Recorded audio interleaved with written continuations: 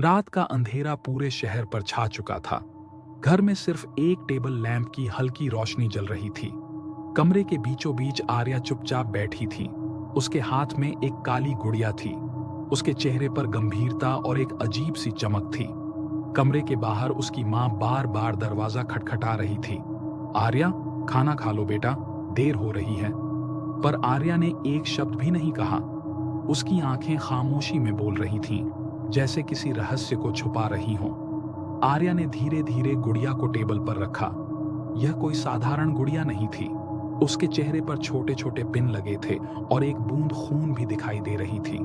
कमरे में खून की हल्की बूंदें और लैंप की झिलमिलाती रोशनी मिलकर डरावना माहौल बना रही थी। फिर उसने उठकर डाइनिंग टेबल की तरफ बढ़ी। उसके हाथ में चाकू था। उसकी परछाई दीवार पर डरावनी तरह फैल रही थी। तभी अचानक लैंप की लाइट फ्लिकर हुई और चाकू हवा में घूमता सा दिखाई दिया। बाहर खड़े उसके माता पिता के पैरों के नीचे जमीन खिसक गई। आर्या ने गुड़िया को कसकर पकड़ लिया और धीरे धीरे टेबल पर बैठ गई। उसके चेहरे की गंभीरता और आंखों की चमक में एक भयंकर संदेश था। तभी कमरे के कोने से फुसफुसाहट की आवाज आई। सच दिखाओ।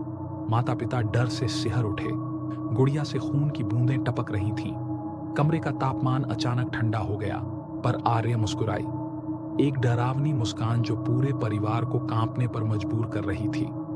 तभी कमरे के एक कोने में अचानक एक अजीब आकृति खड़ी दिखाई दी। किसी ने उसे पहले नोट नहीं किया था। आर्या उसकी तरफ नहीं देख रही थी, पर उसने गुड़िया अपने सामने कसकर पकड़ ली। कमरे में सन्नाटा छा गया। केवल फुसफुसाहट और लैंप की हल्की रोशनी थी।